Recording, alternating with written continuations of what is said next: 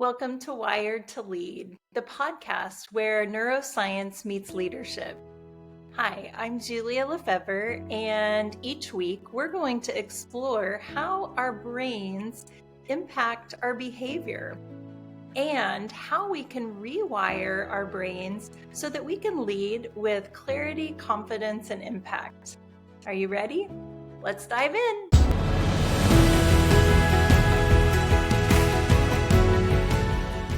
Well, welcome everyone to the Wired to Lead podcast. We have a guest with us today, Mark Wessner, and I'm so happy to have you here, Mark.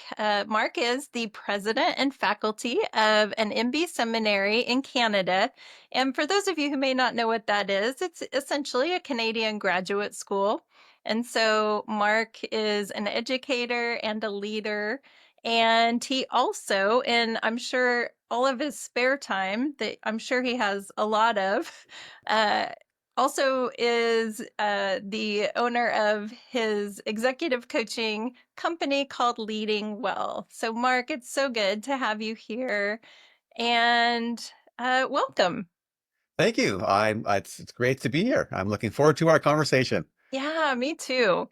So tell us a little bit about your leadership journey because, Wired to Lead essentially is we're exploring the different stories of different leaders and how their experiences have led them to where they are now, how experience often wires us, so to speak, for leadership. So tell us a little bit about your leadership journey. That's a great question. Um, it's like any journey, it kind of has twists and turns and all kinds of surprises. But for me, part of that journey is working through, do I even want to be a leader? Because there was a significant season in my life where I wouldn't say I was anti-leadership, but wasn't a big fan of leadership. Through the course of time, I realized I actually was not a fan of bad leadership. And so I just been exposed to that, right? And I kind of written off leadership in general because of exposure to a few bad leaders. As I kind of grew and learned, I realized, oh, okay, there are multiple ways to lead. And Mhm. so I sometimes say that I've become originally wasn't a reluctant leader. And now that I've been doing it for decades, I'm like, oh, I love it. And so, yeah, so that's certainly part of my journey. Yeah. Um, when I grew up, I had parents who were really supportive of anything that I did. And Mhm. not like fake support, but actually, encouraging, supportive, and were willing to let me try lots of things. So that just kind of builds a level of willingness to try new things, right? Because you have kind of environment where it's okay to experiment, it's okay to fail, and you're supported anyways. And Mhm. so I think that is certainly part of my journey that is carried all the way through, because I would say now, in the last decade or so of leading, maybe even 2 decades, I've become quite comfortable with risk and Yeah. change, because I think kind of almost baked into me from the beginning was it's okay to try something and fail because that doesn't impact your value and who you are. And Mm. so because of that, I tend to be a leader who I don't sit still. Like I'm not really a maintainer. I'm more of a builder, a dreamer. Let's go do this thing and operationalize it. And so I've seen that in different places. And that's been in a faith-based institution that I'm leading now. That's been in commercial and industrial land development. I've worked for universities and found myself in leadership there.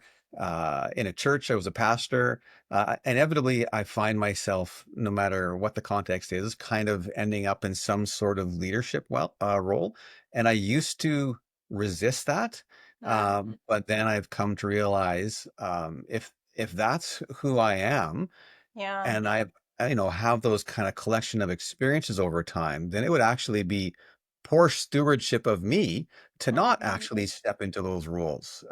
Right? Like it sounds kind of weird to talk about yourself Yeah. that way, but it's all part No, of that self-awareness and whatever. And so now I absolutely. would say I actually love leading. It's actually Mhm. it's a happy spot for me. And I enjoy it quite a bit. Yeah. Yeah. So let's go back to the resistance. What do you think it was that made you kind of step back and not want to step into those spaces? Yeah. there's a lot to that question too. I think part of it, as I reflect back, without knowing it at the time, I had kind of the seeds of leadership in me. Like I tend to be a strategic thinker, and I Mhm. always thinking, 2 or 3 steps ahead. That's just that's a blessing and a curse depending on Yep. context, right? And so I tended to be like that. And then so I think when I saw leaders who would make decisions that I perceived were about them and about self-protection or self-promotion or whatever, as opposed to what was best, short-term and long-term for whatever it was they were leading. There was something in me that kind of went, I don't like that, right? I couldn't articulate it, and I wasn't experienced enough to know what that meant, but there was just some discontent there, and Mhm. I just sensed that wasn't healthy. And because I didn't have a lot of good leadership experience in my life at that point, I think I just assumed, well, that must be the way leaders work. And I don't like that. I don't think that's healthy. So therefore, I don't want to be a leader. Right. Once I began to encounter leaders who didn't think that way, then Mhm. I'm like, oh, there is a better way to lead. Okay, Mhm. oh, that actually resonates with me. And then kind of started just kind of living and leading in whatever that way. And then, no surprise, in various contexts, whether you have a formal leadership role or not, if you start thinking that way and having integrity and long-term planning, inevitably someone says, "Hey, you should maybe lead this thing or lead that thing," right? And We want so, you. totally, right? Yeah. And so, when I look back, big picture, it probably was actually good that I started out with concerns about leadership because I don't assume that leaders always lead well, myself included, right? So I'm very Right. conscious about how to lead well, and I think it Mhm. was shaped by seeing bad leaders early on. Right. I love that you say that because one of the things I've noticed in working with leaders are some of the best leaders are the ones that don't want to be. And there's So almost this, and the reason that I say that they make the best leaders are because there's not this ego, or it's not, I want leadership for the title, just yeah, let me do what I do.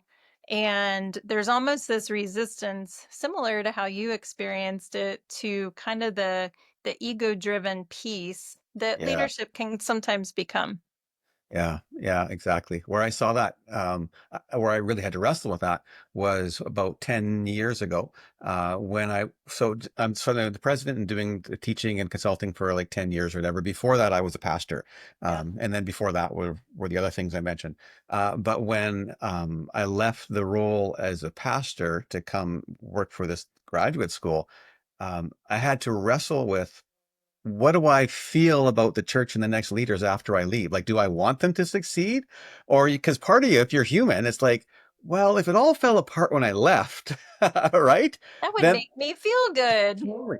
But ironically, that would mean I was a horrible leader, right? Because if it actually was built around me, then that's not good leadership. That's dysfunctional. And so I think the reality of how we lead comes out after we're gone.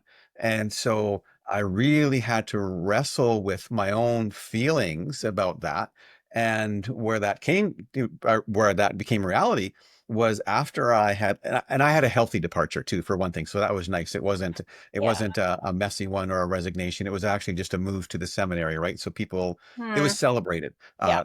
right? And so that I recognize the blessing that was, the gift that was to have a healthy departure, because not all leadership departures are healthy. No. Um, but after I left, I watched a number of things that the church was doing for that, at least that short-term season, and they were doing well, and people were leading, and new things were happening, and I'm like, oh, that's so, like, it actually made me really, really happy to see Yeah. them thrive, right? And because yeah, you just realize we had a healthy team, we had a healthy culture, right? And so the ability to kind of carry along without being missed, and short term, I mean, ultimately, hopefully you'd be missed in some way because you contributed something, Right. but short term, at least, to kind of continue on and continue to thrive, that was a really encouraging thing for me.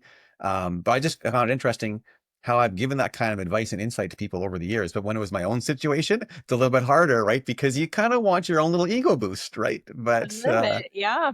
But I think one of the most tangible indicators of the quality of leadership is what happens after somebody leaves. Hmm.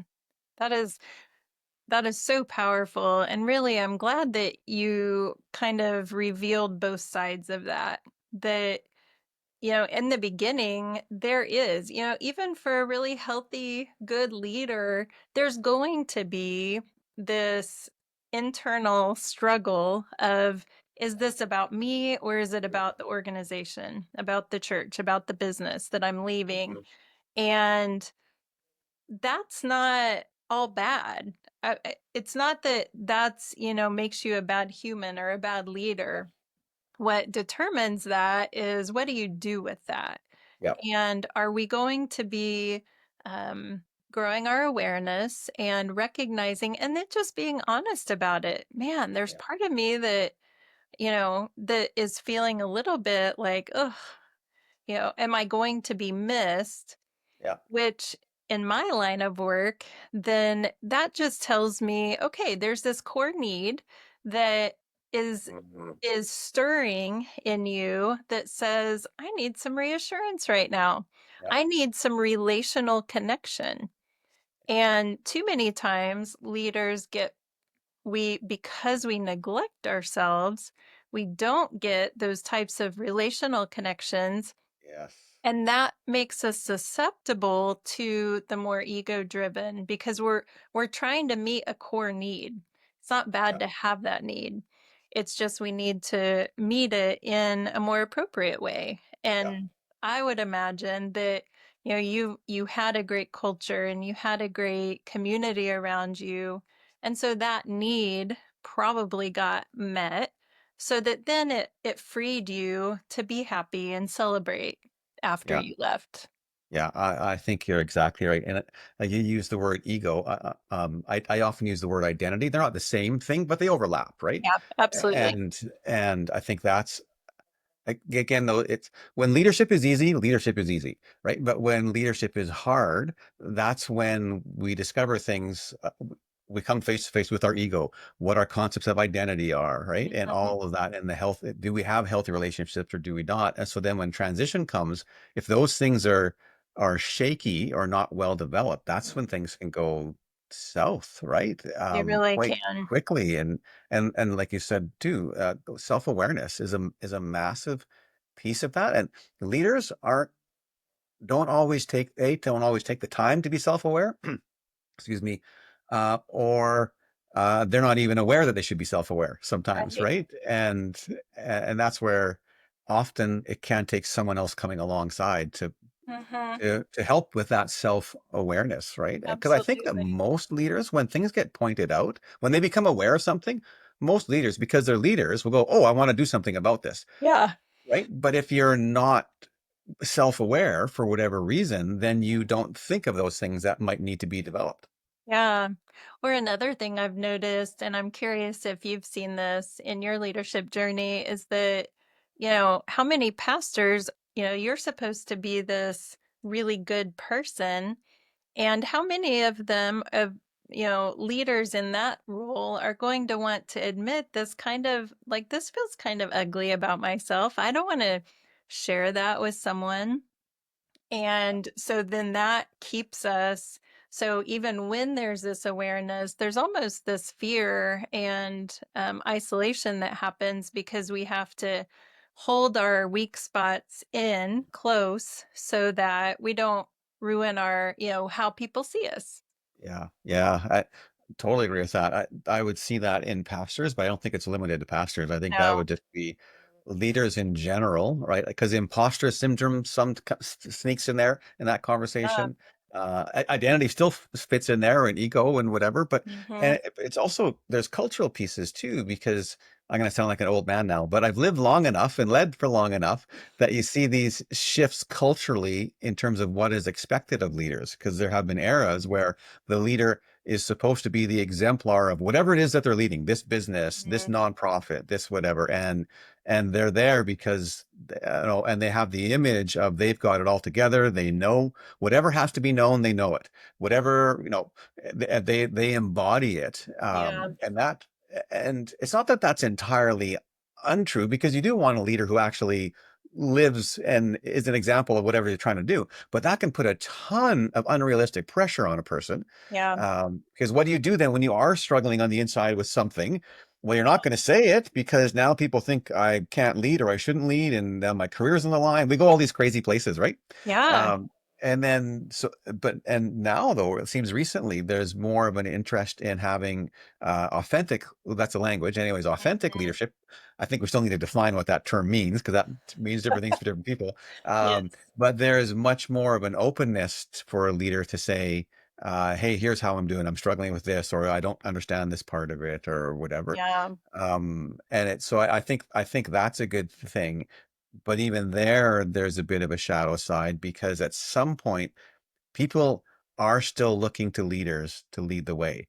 And if Yep. and if it looks like the leader, oh, this is not the correct language, I totally get that, but doesn't have their stuff together, then Mhm. it's like, well, I don't know if I want to follow them, Yeah. right? Why are you leading? Totally. So there's a dance we do with that, right? And there's Mhm. ditches on either side, right? Where you're way too, vocal about everything, and the other one where you're absolutely perfect, because neither of those are accurate, but somewhere in that middle, right, is where the sweet spot is. Yeah.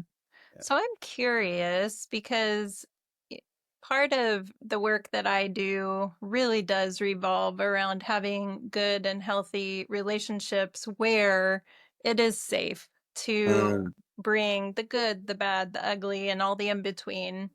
And yeah. so I'm just curious in your leadership journey how you have experienced that level of connection with other leaders or people in your life that, whether it was in the workplace or not, um, Mhm. that it would have kind of served as an anchor for you in the workplace. Right. Yeah. Yeah. That's a very good question. Um, so part of my answer goes because with my coaching, I'm a certified Berkman coach, Hmm. and part of one of the components that gets looked at there is an individual. Um, do they want information by everybody, or do they prefer just a small group of people who they share things with, right? And I mean, it's way more complex than that, but Right. and so I tend to be on that, the person who I don't need a whole bunch of people in my life, but I need a handful of people where I can go blah, right? Yeah. And just kind of, and as long as I have those people, and those people typically aren't in the context that I'm leading, they're often Yeah. outside the context. Because I think yeah, they're just less, especially in leadership roles, there's less at risk if you do that. Yeah. Having those people, it has been incredibly valuable. And at times, I know some people will do that in a very structured way, right? Every 2 weeks Hmm. we get together or whatever. Mm. That's never really worked for me. It's more kind of as a whenever it Hmm. happens for me. Although I know if it goes too long, then I can Yeah. get troublesome. But Feel it. Yeah. totally. And so that's been true regardless of leadership context, whether it's been business, church, faith-based teaching, whatever it is. Hmm. I've been fortunate to have people in my life who I have access to that I can just kind of unfiltered say Mm. whatever, right? And they go, yeah, I get it. And even if they don't get it, they still, right, they can just listen. And it can't always be your spouse because that puts so Yep. much, if you're married or your partner or whatever, that can put too much of a burden on them. Yeah. And our partners often too get very protective of us. Yeah. And so depending on what it is it's describing, right, yeah, so you kind of have to be, it's basically people who you can just kind of go blah or whatever, say whatever, and nothing happens. They don't do anything with it. You don't do anything with it, but you just were able to say it, right? I always use the example of a fire ring versus a forest. And if, too many times we have this match that's lit, those are our emotions, like something that just needs to get out. And if you throw it in a forest, you're going to cause so much harm because it's going to turn into a forest fire Yeah. and you can't get those out easily.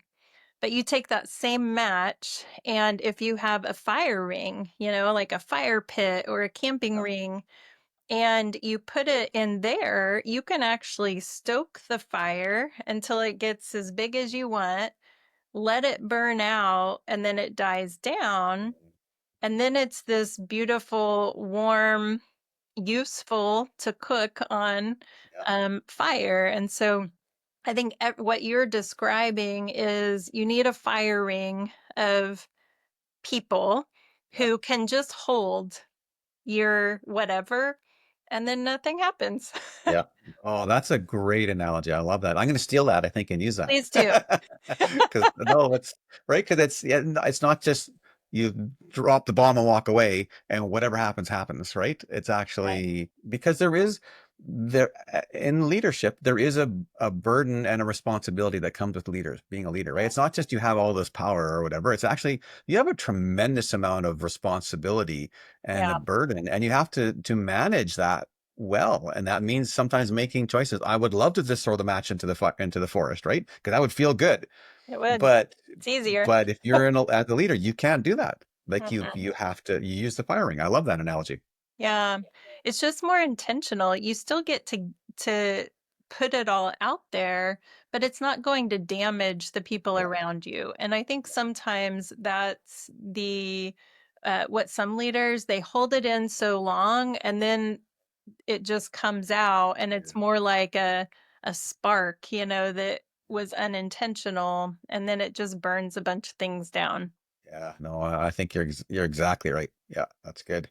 Yeah. So Mark, when you first said, you're not risk averse because you grew up in an atmosphere where it was okay to try something and fail. And so I wanted to ask, I'm just so curious, like what things did Mark try and fail and then learn from?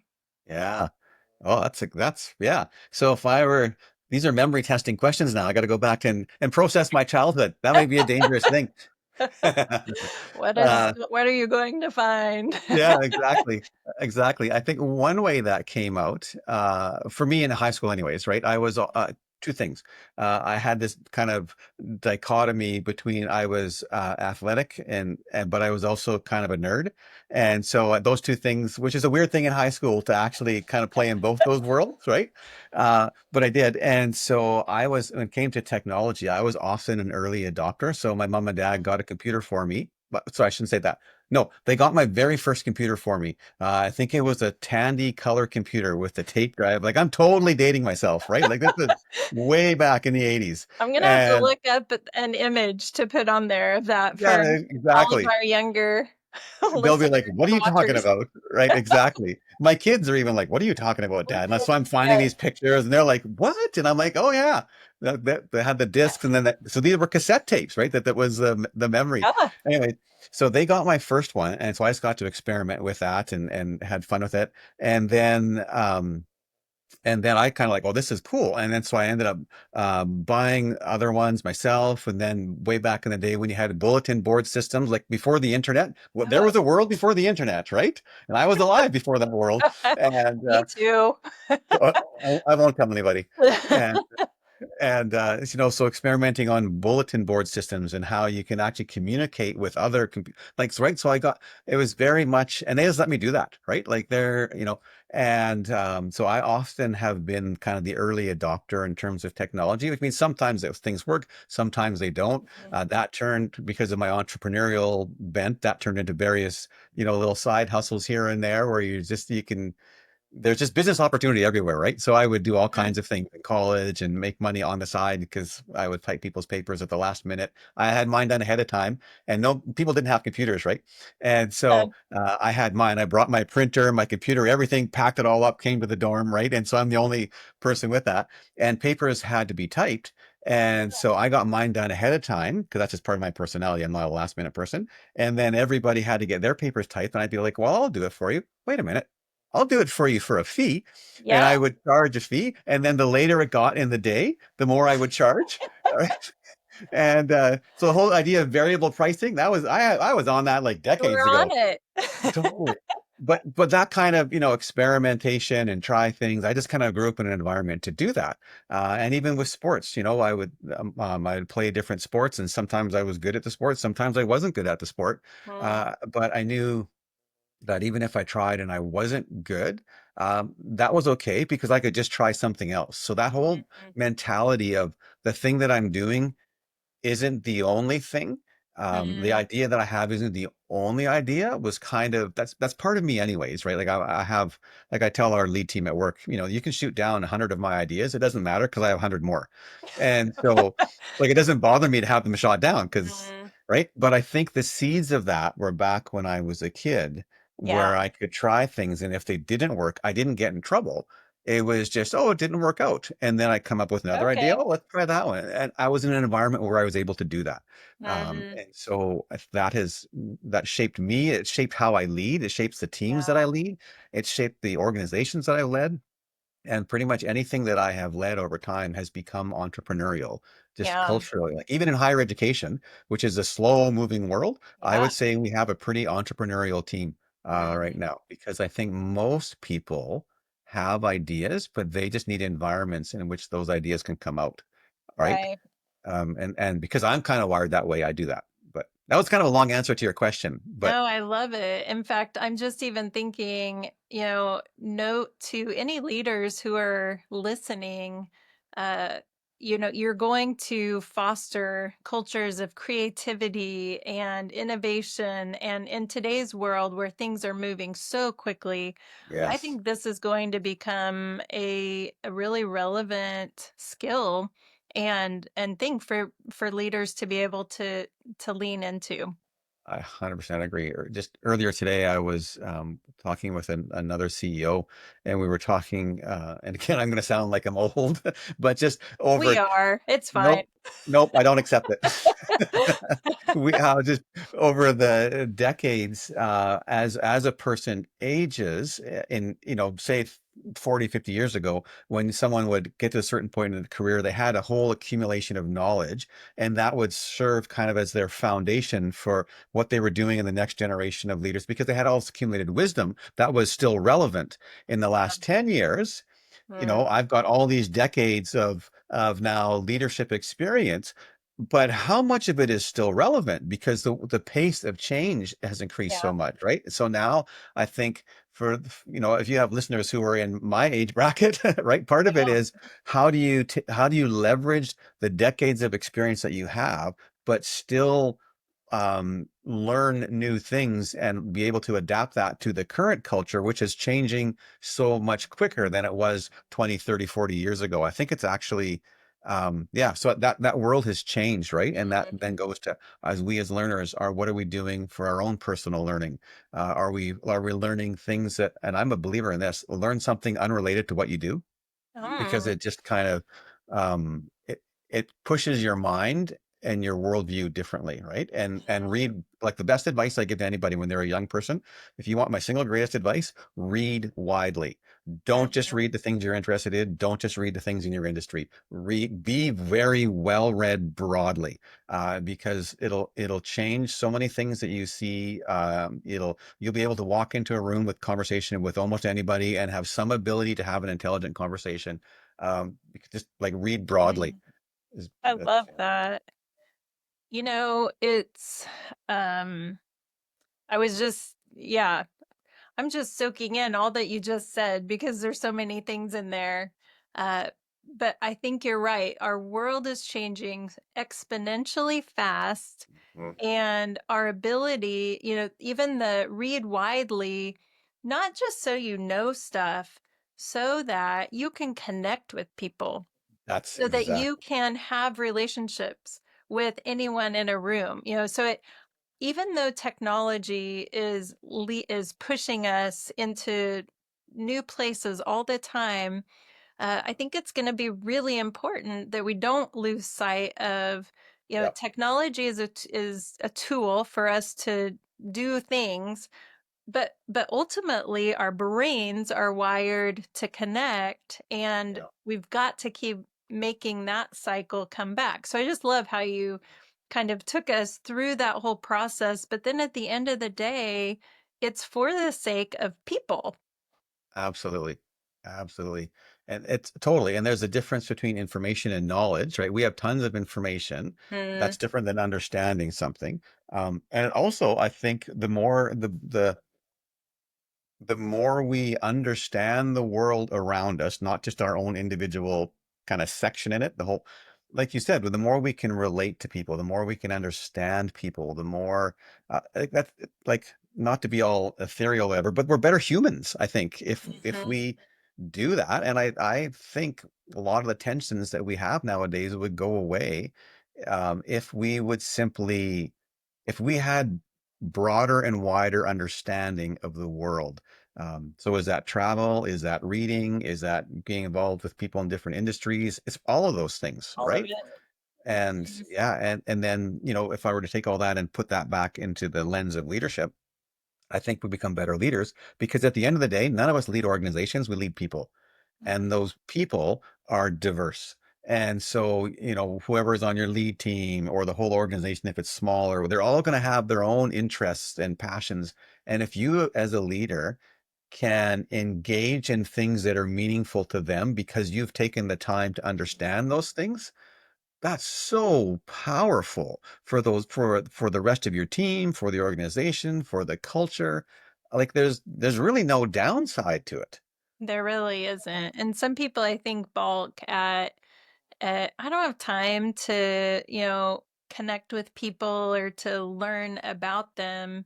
But what so many people don't understand is that our brains are made to flourish, to work more efficiently, more quickly, more thoroughly when we are connected to safe spaces. And Yeah, so you're going absolutely. to turbo boost your workplace when you take a little time to make these types of connections. It's actually going to open up each person's brain to work better because they're going to feel valued and cared for and seen and known, which are those core needs that every human has. Yeah, I agree. I agree. And that's done face to face. That's not, whether it's, maybe it's Zoom because of the context or Sure. whatever, something, but it's not done through text messaging. It's not done through email. It's not Mhm. done through Slack. Those are all powerful tools, Yeah. but you actually need to, right? And the absence of that is tangible too.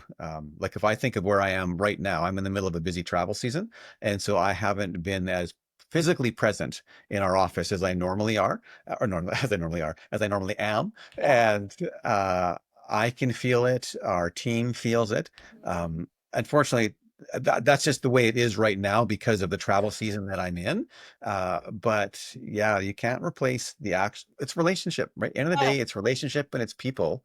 That's what leadership actually is, right? The Absolutely. rest are tools that we use to get done whatever it is we have to get done or produce or whatever. Mhm. But it's still, and even in the world of AI, I would still argue that it's people. I Oh, mean, I use that a lot, and it's a very powerful thing. But it, yeah, it doesn't replace human creativity, mm. connectivity, none of those things, right? It's yeah. Okay, I gotta pull out my brain. AI cannot help this part of our brain.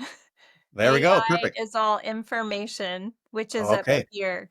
But the subconscious, the limbic system, and the our right brain that is the relational connection piece, it cannot happen with AI Yeah. because now you can make yourself feel good or feel a little Totally. better, Totally. but we have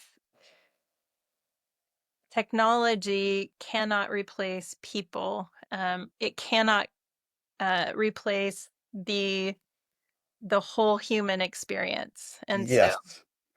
And that's the key phrase. It's the whole, right? We are holistic yes. beings. We are. We're not.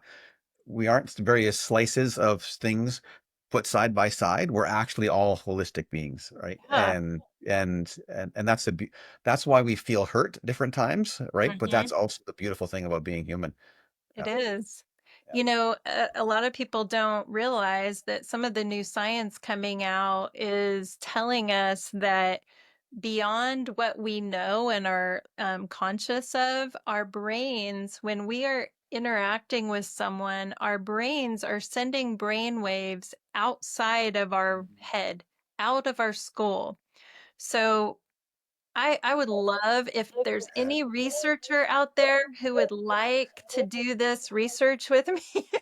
I would love to see if it works even on Zoom because my theory is that it does, but I don't know. But I if you Yeah, don't have a human interaction and it's just a 2D, I'm on my phone, yeah, then your brain isn't connecting to anything yeah, outside. And it feels amazing to me. It's why when you walk into a room, so often you feel something without knowing why. And it's because your brain is literally scanning for safety and for acceptance. yeah. That's fascinating. I totally believe that. 100% believe that. I would Obviously I'm not a neuroscientist, so I don't know, but I would suspect it could be done like via Zoom or Teams or whatever, maybe not to the same extent. But if I were to, I'm going to be totally nerdy now. If I were to think either quantum mechanics or spiritual formation, Yeah. both those, like, I think, because I remember years ago, like 12, 15 years ago, I was invited to a college to talk about, they wanted to get into online learning, remote learning, Mm. and they were wondering, wanted to be convinced, could spiritual formation happen, if people aren't physically co-located? Like, we look at it now in 2025 and go, well, that doesn't seem like a, but But we didn't 12, know. it Yeah. was right. And so then, now I don't know how many of your listeners are familiar with Christianity, but in Christianity, uh, the Holy Spirit, like God's Spirit, is real and active. And so my point to them was, if Christians actually believe that God's Spirit is real and active and powerful, then of course spiritual formation could happen anywhere, because God is not limited to physical co-location, right? Yeah. And so 12 years ago, like, or 13 years ago, that was kind of a revolutionary idea. Now it's like, well, of course, duh, right? Yeah. But it's so it wouldn't surprise me. And then and now I will be a nerd. If I go to quantum mechanics, there's so much evidence that two completely unconnected, at the subatomic level, right, places in the world can instantly communicate back and forth, and actually time and information can transmit between the two, and nobody's figured out how that happens, but it How it happens, happens. right? And so you're literally on other sides of the world, and something here instantly affects something here, and it makes no sense, but it's observable, right? And so Yeah. to go, can we as humans communicate, like you said, through brain waves and whatever, we sensing that, in real Mhm. life versus Zoom? I have no doubt that we could. I couldn't even begin to understand it, but I wouldn't doubt that it's possible. Boy, I I did do. not predict this part of the conversation. That's what's so fun about these. I love it. I love it. Well, Mark, you were blessed enough to have been raised in a home and in an environment where there wasn't condemnation for failure. And so it wired you for leadership. But so many people out there didn't have that. And so they really struggle. There's a sense of condemnation when they fail, or there's a defensiveness or a shame or a hiding. And so I'm curious if you have any encouragement or help or advice for leaders who maybe haven't experienced the same things, Yeah, but they hear you telling these stories and they're like, yes, that's what I want to do. Um, I yeah. just haven't had that experience. No, for sure. So I remember, growing up, there was a good friend of mine, and we're still good friends, even though we live in other parts of the country. Um, and she grew up in a, no matter how you would define dysfunctional family, this probably would have checked that box. Like, just, it was not healthy at all, in all kinds of ways. And so she had very little support. In fact, like you said, probably more, um, there was more negativity than, even neutral would have been better, right? But it was actually Right. negative was her context. But she has emerged over the years as actually a leader in her own context, and actually organizationally has been a leader. But for her, a large part of that journey was she was able to surround herself and become part of a smaller community that was supportive. Mhm. That had people who had shared interests. And I mean, obviously, that can't replace or erase your family of origin, but it can certainly shape and mold, and I'll use the language of redeem some of those things. Mhm. And so that was her story. And so all of us carry baggage from our own context, like me included. You do, we all do, right? Mhm. But we don't have to. That doesn't have to limit us, right? It'll always shape us, but it doesn't mean Yes. it limits us. And so watching her journey over the decades has been fascinating and encouraging. But Mhm. she had to make intentional choices, right? To say, Yep. I don't, I need to be, there must be something better. I'm going to be in this community. And it took, like, I've known her forever, right? It was a multi-year journey to kind of work through that, but she was able to do that. So that, for those of your listeners who are going, must have been nice to have a good childhood, Mark. It's not my story. A, I know I understand the job, the blessing that I have. I don't take it for Yeah. granted. But B, that doesn't necessarily have to limit you. And it's fine that community, and I would have different thoughts about which are, because there are healthier and unhealthier communities. Some a Yeah. community that just gives you blind affirmation, that's not actually a healthy community. No. And so there's a depth of relationship and authenticity. And anyways, whatever. That's another conversation. But find that context.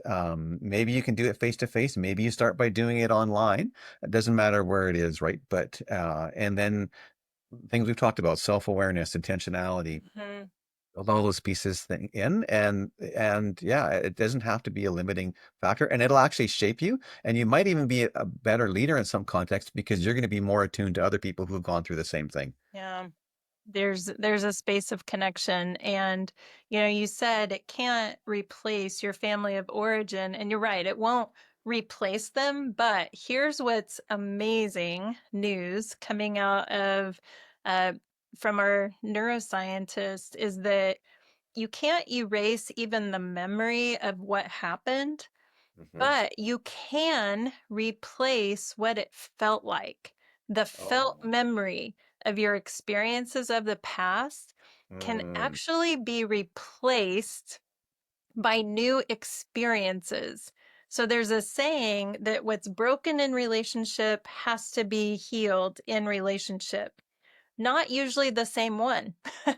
So Right. if you had a family of origin that kind of wired you for self-protection and Yeah. fear and defense, you can intentionally pursue new interactions that will replace those feelings of I have to protect myself. And it's so amazing. It's called memory reconsolidation, and it's the stuff that happens in Yeah. here in your subconscious brain. And it doesn't come through information. You can't tell Really. someone, "Oh, you don't have to be afraid."